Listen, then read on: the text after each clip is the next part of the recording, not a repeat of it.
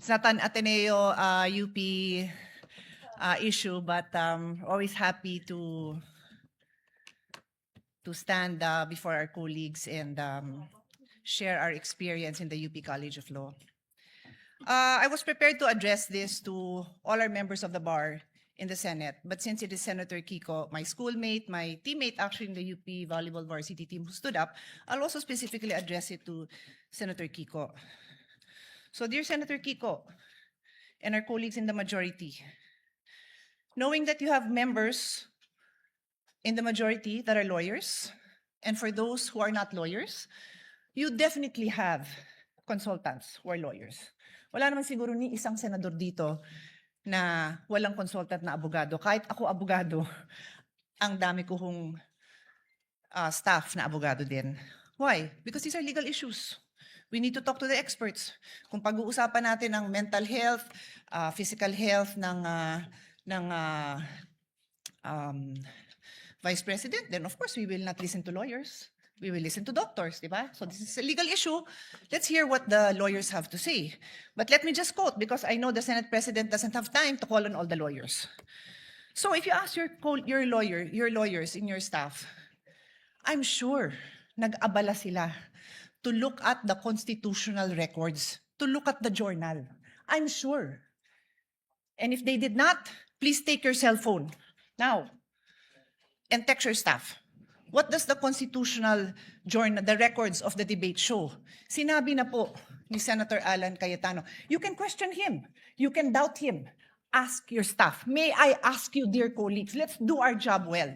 The same way when you stand up and you tell me to do my job well and you disagree, I disagree with your point of view, I will listen intently to your point of view. And I'm looking at each one of you because this is our solemn duty. What does the Constitution say? Nakalagay doon, the Chief Justice, pag the President. Silent nga po sa iba. So sabi ng iba, at yan ang sinasabi ng Senate President natin na mukhang pwedeng iba. So we looked at what the constitutional framers said. What did they say? Nagdebate na po sila, colleagues. Nagdidebate tayo dito. Pag sinabi ng sponsor, ito na yung paliwanag, yung nag-i-interpolate at nagbibigay ng amendment, sinasabi niya, okay, yung pala paliwanag mo, okay na ako. No need to amend. Yun at yun din ang sinabi. Let's place ourselves in that position. Because that happens to us every day.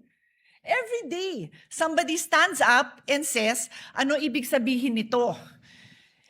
And the sponsor will explain. Pag hindi maliwanag, sasabihin nung nag-i-interpolate or nag-a-amend, ay papa-amend ko kasi hindi maliwanag or I want to improve it. Pero kung nagkaintindihan naman, okay na. Eh yun nga yung binasa, tanungin nyo naman po yung staff nyo. Or let's pause, let's all get a copy. Let's show it.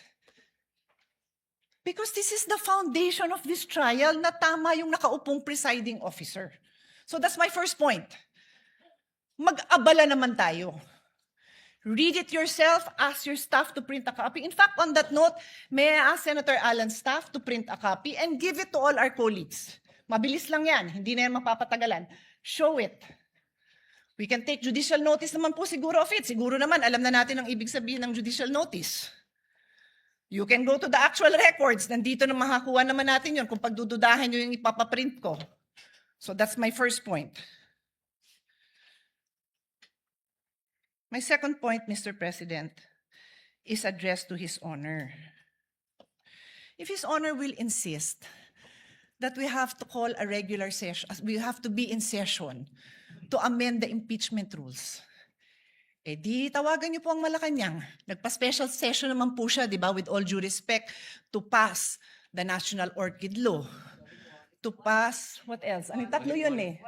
Oo nga, yun nga, yung waling-waling as National Orchid, ano pa yung dalawa? No, I know, I'm not questioning it. I'm saying that there was a special session called to pass 3 laws.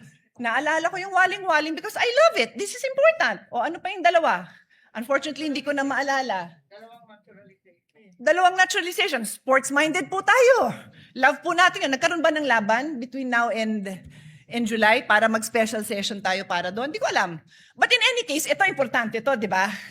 E di kung pa-i-insist nyo na yung impeachment amendment na yan kailangan gawin ng special session. Eh, papatawag tayo ng special session. Mukha namang very supportive naman ang Malacanang sa majority. Di ho ba?